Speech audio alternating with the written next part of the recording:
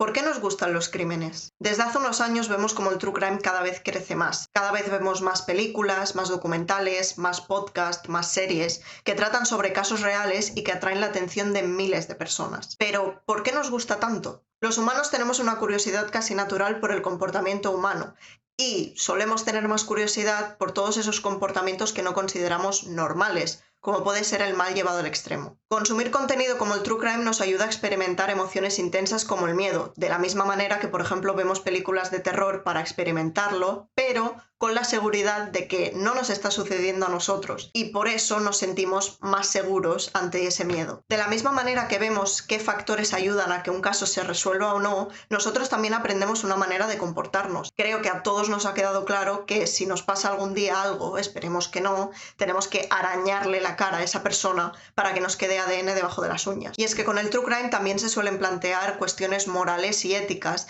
que nos hacen pensar cómo nos comportaríamos nosotros en ciertas situaciones. ¿Qué haría yo? ¿Me parece bien cómo ha actuado la policía en este caso? ¿Existe realmente la justicia? El true crime no sirve solo para entretener o para dar a conocer casos que han pasado en tu ciudad o en otros países, sino que muchas veces el true crime se mete en la vida de las personas y ayuda también a que se reabran muchos casos que todavía no tienen respuesta. En 2022 Ashley Flowers publicó Aquí todos somos buena gente. Un título un poco raro, la verdad, no llama mucho la atención. En el libro, la protagonista, Margot Davis, vuelve a su pueblo natal, Wakarusa, para irse a vivir con su tío y cuidar de él ya que está enfermo. Margot es periodista y está muy marcada por la muerte de una amiga suya de la infancia que murió cuando eran unas niñas. El crimen de su amiga nunca se resolvió y tanto a ella como al resto del pueblo les marcó de por vida. Y, data y la casualidad, justo cuando Margot vuelve a Wakarusa, en un pueblo a pocos kilómetros de distancia, desaparece una niña y todo le hace pensar que puede haber vuelto la misma persona que acabó con su amiga. El libro nos marca dos tiempos diferentes con dos protagonistas diferentes. El presente, que en este caso es 2019, con Margot Davis, y el pasado 1994 con Chrissy Jacobs como protagonista. En 1994, Chrissy y Billy Jacobs eran un matrimonio con dos hijos, Jace y January. Un día, Chrissy Jacobs se despierta, baja a la planta de abajo de su casa y en la cocina se encuentra toda la pared con pintadas de lo que parece ser pintura o spray rojo sangre, con diferentes amenazas y advertencias. Que le den a tu familia, esa zorra ha muerto o lo tenéis bien merecido. Todo esto pone en tensión a la madre que corriendo va a buscar a su marido y a sus hijos y, muy a su pesar,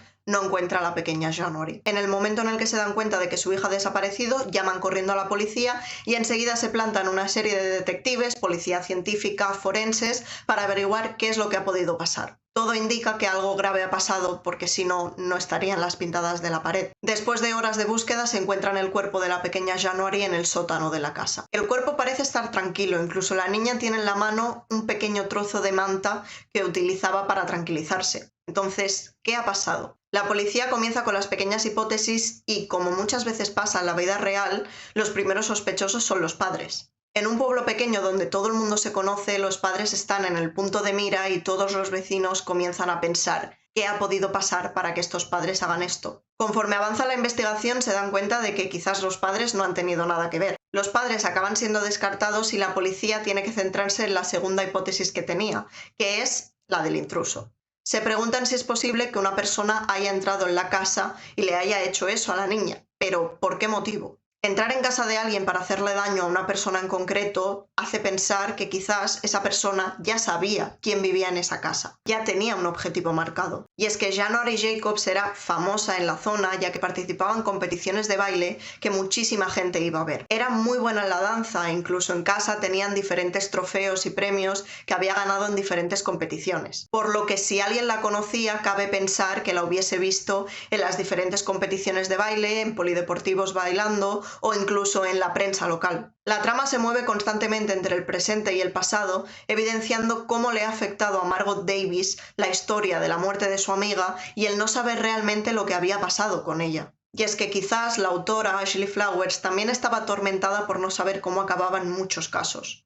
Ashley Flowers, junto a Britt Prawat, tiene uno de los podcasts de True Crime de más éxito en Estados Unidos, Crime Junkie. En Crime Junkie han tratado cientos de casos, pasando desde el asesinato hasta el secuestro. Y no solo han hablado de los casos con la intención de entretener, sino que muchos de los casos de los que hablan son casos no resueltos, con los que se le pretende dar más visibilidad e intentar que la investigación se desatasque de alguna manera. Incluso han llevado a cabo entrevistas a familiares de casos que han marcado la vida de miles de personas y que se han quedado para siempre en el imaginario colectivo. Una de las entrevistas que ha llevado a cabo Ashley Flowers es la de John Bennett Ramsey, un padre que perdió a su hija de tan solo 9 años. John Bennett Patricia Ramsey, la hija, nació el 6 de agosto de 1990 en Atlanta, en Georgia.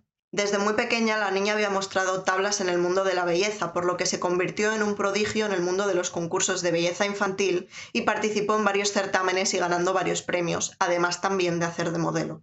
En diciembre de 1996, la madre de John Bennett, Patsy Ramsey, encontró una nota de rescate en su casa donde supuestamente se pedían $118.000 para que su hija regresase.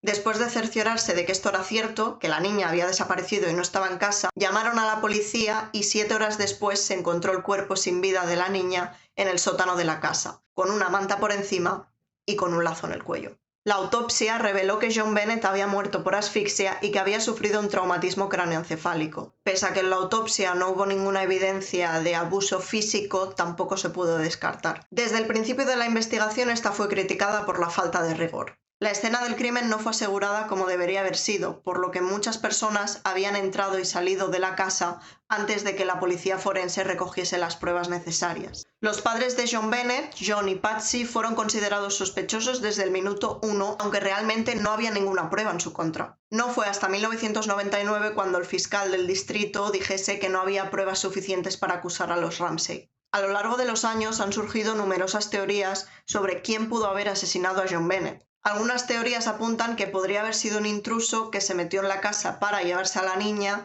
y que algo no había salido bien y acabó como acabó. Otras teorías siguen apuntando hacia la familia y piensan que sí o sí ha tenido que ser algún familiar de dentro de la casa el que acabase con la niña porque realmente no hay pruebas de nada más. Eso sí, en 2006 un hombre llamado John Mark Carr fue arrestado en Tailandia y confesó el asesinato, pero su confesión fue considerada poco creíble y no se presentaron cargos en su contra. El caso de John Bennett Ramsey ha tenido mucho impacto en la cultura popular y de hecho hay muchos documentales sobre él. El año pasado, si no me equivoco, en Netflix se estrenó una docuserie de varios capítulos, no sé si 2 o 3, donde se habla en profundidad del caso y de la investigación. Un caso que a día de hoy sigue sin resolverse. Y es que una de las cosas que ha hecho Ashley Flowers al escribir Aquí todos somos buena gente es dar respuesta a este crimen. El libro y el crimen que inspira el libro de Aquí todos somos buena gente está inspirado en el caso de John Bennett Ramsey, pero en este caso Ashley Flowers ha querido dar respuesta a él.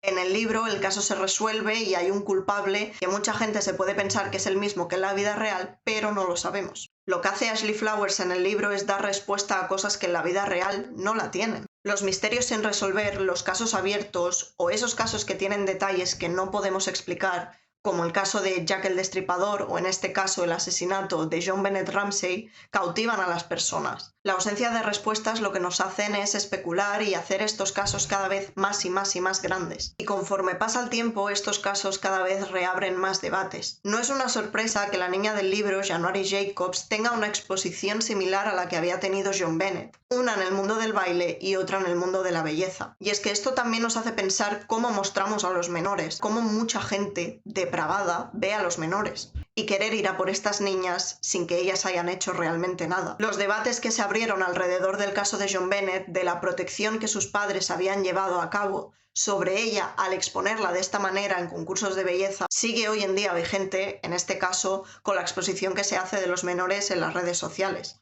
Asesinatos como el de John Bennett Ramsey son esos casos que se quedan en el imaginario colectivo y que a menudo actúan como recordatorios de la vulnerabilidad humana y el impacto duradero de la violencia. Es un caso que hace más de 20 años que ocurrió y todavía sigue sin resolverse.